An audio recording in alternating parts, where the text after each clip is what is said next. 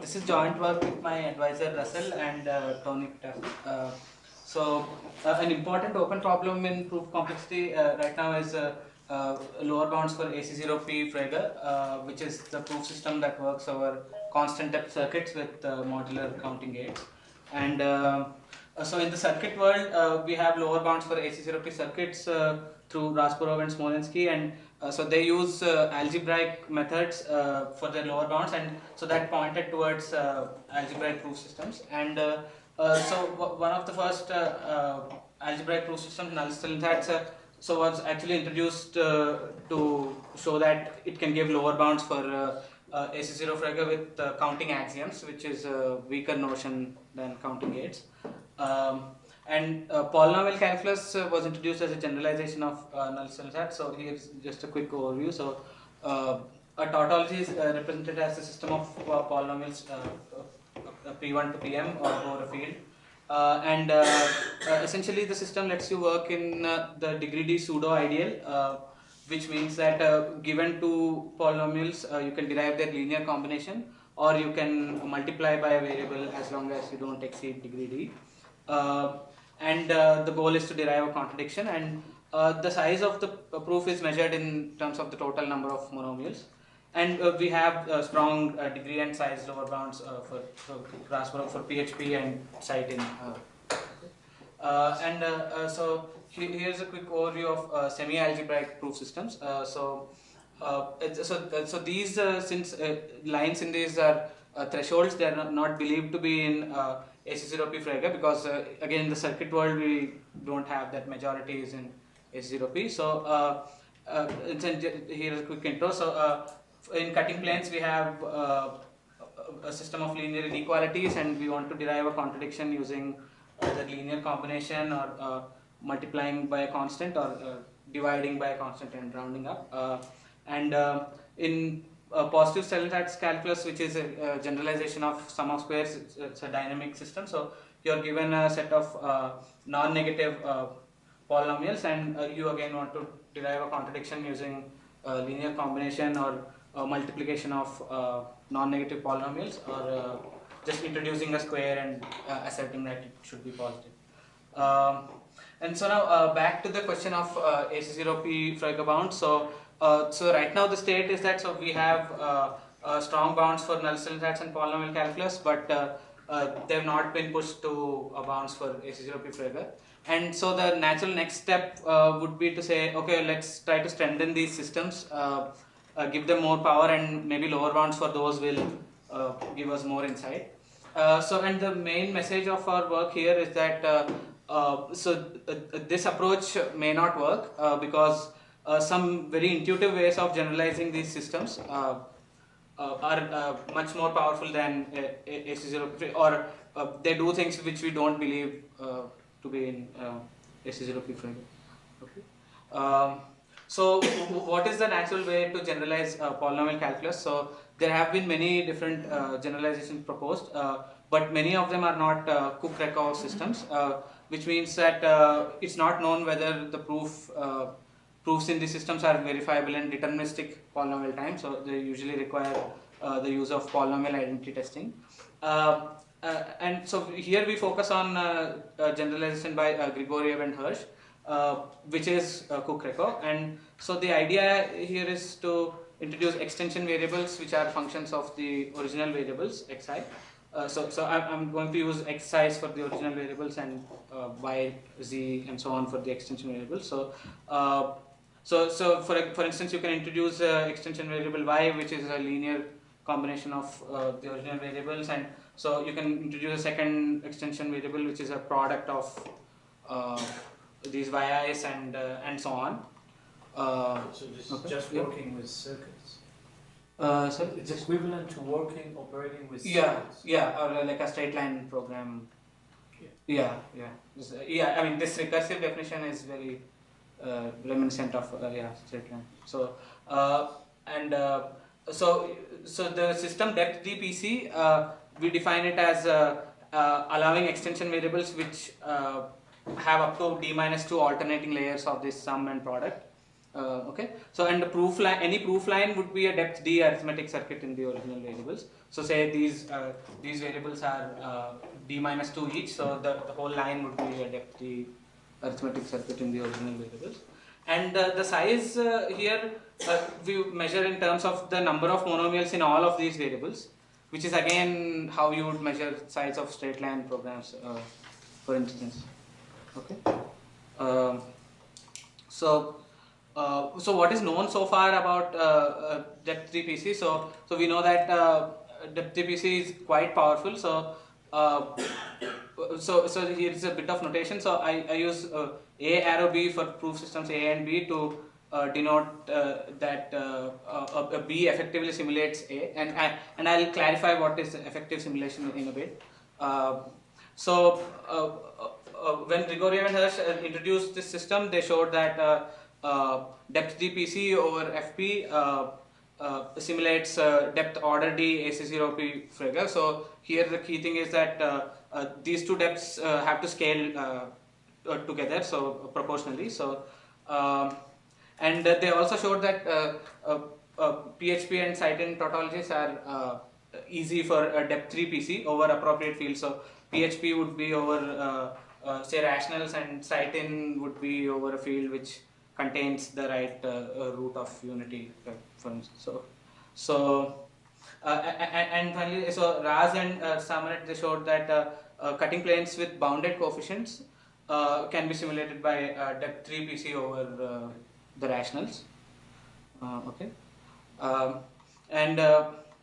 So here our first result, so we show that depth 3 PC is in fact like much more powerful, yeah. Sorry? It's written at 43. Sorry? It's 43. It's that type. Oh, no, it's not.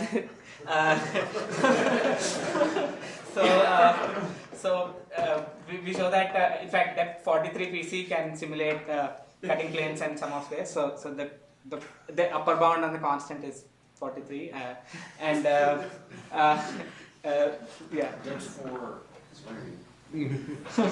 4. Yeah. So any more comments? And this is over any extension field which is larger than the bit complexity of the proof lines. And by bit complexity, I mean the number of monomials times the bit length of the largest coefficient. So it's just how you would naturally represent a proof line. So here I again want to make a comparison to Ido's talk in the morning. So here we start with the same idea as them.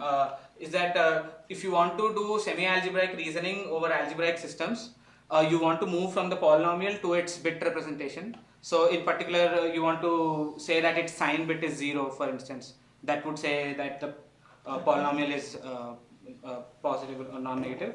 But there are a couple of key differences. So the first difference is that they consider simulation in IPS, because IPS is a really strong system. So they are concerned with going from this representation to the bit representation within the system. So they are concerned with deriving the bit representation of the polynomial from the polynomial inside the system. And so essentially they show that the binary value principle is both necessary and sufficient for making the switch from the polynomial to its bit representation. Whereas, so since we work in much weaker systems, we don't want the burden of switching these representations within our system. So here we assume that this switch is made offline, which means this system is already given the bit representation of the polynomial to begin with, and that is what it has to refute. And this is essentially the idea of effective simulation, where you say if you want to refute a tautology in a system, so before representing that tautology in the new system, you're allowed to pre-process it a bit and represent it so that the new representation is morally equivalent to the original one. And the other key difference is, so once you've obtained the bit representation either online or offline, so now you have to actually use it to prove stuff inside the system. And here again, since they have a really powerful system which contains Frege and extended Frege, so this is doing bit arithmetic in IPS is less of an issue here. But for us, since we work in this weak system, it's really the most non-trivial part of our work comes from showing that you can do bit arithmetic in constant depth, and so these are the two key differences. For this theorem, so there is an alternate proof known in the literature for the case of cutting planes. So it's known that cutting planes simulates polynomial threshold, propositional threshold calculus of bus and float. So this proof is due to Krajicek, and since for our next theorem, so we essentially simulate the rules of PTK in say depth 9 PC. So combining these two results, we have that cutting planes is in depth 3 PC. But the problem with this proof is that it's non-explicit, and from this proof you cannot get the value of the simulation, like the 43 that you saw earlier. So this is the source, only source I could find, and so I just want to highlight that. So they ask for a more direct proof, and which is able to determine the value of a depth. And so this is from the textbook Boolean functions and computational models. So our simulation is more explicit and gives this bound of 40. Can you repeat what is the Krajicek load result? So actually the Krajicek's result is just this. So the cutting planes is in this system PTK. Yeah. So this is with unbounded proof. So, and this is apparently like a sketch of the proof. Yeah. Okay. So I'll try to sketch the proof of our result. So first I just give an overview of how we simulate cutting planes bounded coefficients in depth 3 PC. This is the result of Raz and Samrat. So say you have a line which has small coefficients. So you want to, in depth 3 PC, you want to introduce a linear form which is the same as the one being thresholded here, and then you introduce another equation in terms of this y, which essentially says that y only has to take the values which make this threshold true. So this is just a big OR saying that y is only taking the values that satisfying this threshold. Okay, and so let's denote this this constraint by y belongs to C, where C is this range of values. So really the key idea for the simulation is that given two constraints in this form, y in C1 and y in C2, you can derive in depth 3 PC this line which says y is in the intersection of both of the sets, and this happens to be sufficient to simulate cutting planes with bounded coefficients. I won't go into the details here. So now let me try to sketch the proof for the unbounded coefficient case. So again, in the circuit world, it's well known that if you have a high weight threshold gate, it can be computed by small depth majority circuits, and so a tight simulation was shown by Goldman, Hastad, and Rasborough. So for this, and but the problem is for any such construction that we want to use, we really need to prove the correctness of the construction in depth 3 PC. I'll say more about this in a bit, but essentially what it means is that given the construction, we need to be able to take it apart and kind of play around with it in order to be able to use it to prove stuff.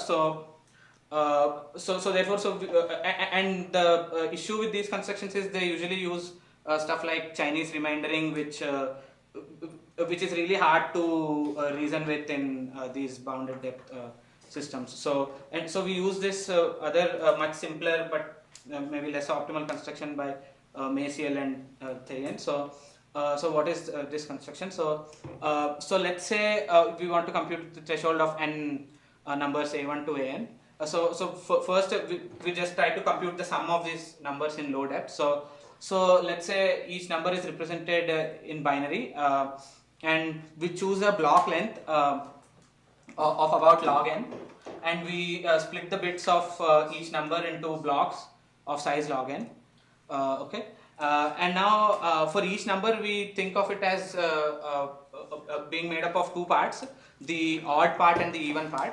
And so in the odd part you have that you only pick the odd blocks and zero out the even blocks, and in the even part you only pick the even blocks and zero out the odd blocks. Okay. So now it's clearly the sum of a number is equal to the sum of its odd and even parts, and so the sum of all the numbers is just the sum of all the odd parts plus the sum of all the even parts. So let's look at how to compute the sum of all the odd parts in low depth. So let's say we are summing up all of these blocks. So each block is of log n bits, and there are n blocks. So the sum is at most n squared, or 2 log n bits in length, and so that's exactly 2 blocks. Okay. So when we sum up all these blocks, so we never get a carry to the next stage. So we always end up with exactly the right number of bits, and then so then we can move forward and compute the sum of the next stage and so on. And because there is no carry, so each bit in this sum can be represented in a brute force way in terms of these. So for instance, maybe so the last bit would just be 1, or it could be 0 if the sum of all these numbers is even. So you can just write it out brute force because these numbers are really small. So and similarly we can do the same with the even parts, summing up all the even parts. And now we have this even sum and the odd sum, so for the final step we just use one step of carry save addition to compute the sum of the even and odd parts. And since so carry save addition for just 2 numbers is low depth, so we're okay.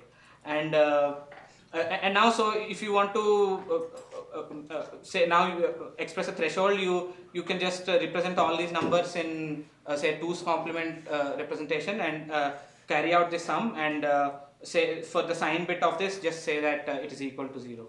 So that would just say that okay, the threshold of this, so the sum of these things is greater than or equal to 0. Okay. So again, as I said, it's not sufficient to it's not sufficient that we just have this construction. We also need to be able to use it in the system. And so actually really the most important property we use repeatedly in the simulation is this. So here this S represents the sum obtained using this construction. So this is essentially saying that if you sum n numbers using this construction, it is the same as summing the first n minus 1 numbers using the construction, and for the last one just using your usual definition of addition. So this is essentially saying that if you can prove this in depth PC, so that's essentially saying that at any point you can interchange this construction with the usual addition, and I think that's intuitively proving the correctness of this construction in our system. So because it's saying that you can always swap with the usual addition whenever you want.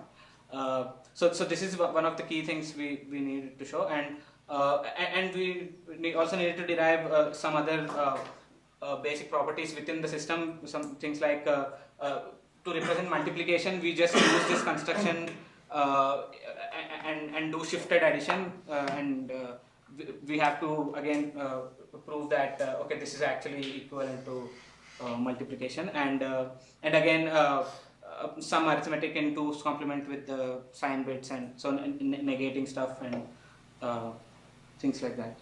Okay.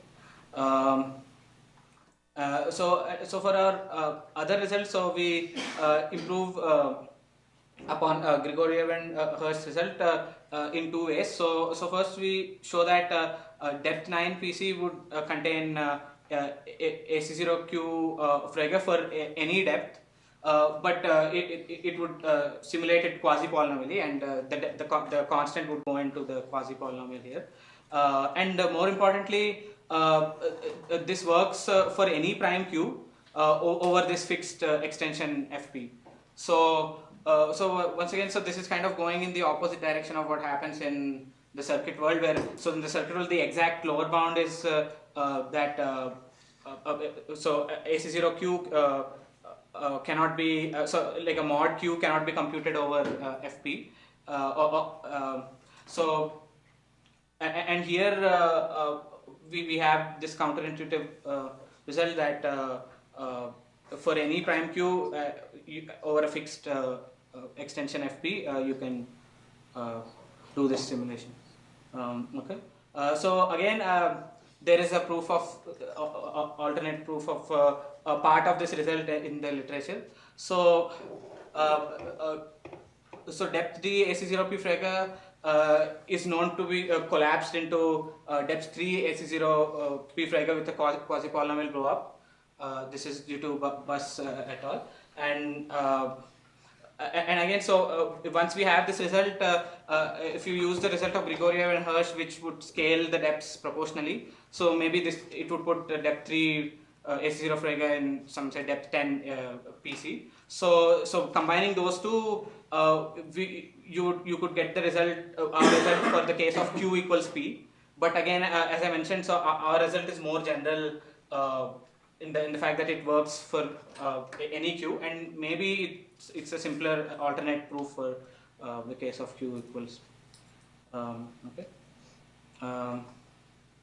So I just briefly sketched the proof of this result. So again in the circuit world, so Allender showed that so any AC0Q circuit can be converted to a quasi-polynomial size, what I call flat circuit. So a circuit which looks like this, which has a threshold gate at the top and mod Q gates in the middle and gates at the bottom. And so Maciel and Pitassi extended this to the proof complexity world when they said, so if you have an AC0Q Frege proof, we know that you can convert each line into a circuit of this type. But they also build a proof system which is essentially a sequent calculus over these kind of circuits, and then they show that you can actually complete the proof, fill in the gaps, and get a proof in that new proof system from any AC0Q Frege proof. Okay, and so essentially what we do is we show that we can simulate this proof system of Maciel and Pitassi rule by rule. So the key thing is again the CP star simulation that I mentioned earlier. So we just use that to simulate the threshold and the parity Q gates, and we also need that to simulate like the cut rule in sequence calculus. Okay.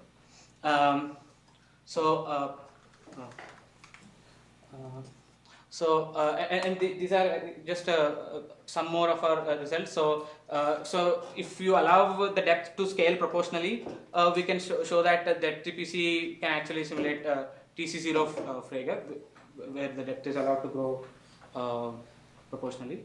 And finally, for the case of depth 3, we extend the result of Raz and Samaret to say that it can simulate semantic cutting planes with bounded coefficients over the rational numbers. So here are some open problems. So one initial open problem that we considered was to prove lower bounds for PC over the plus minus some basis, but this has already been answered. So you should talk to Dimitri if you want to know more.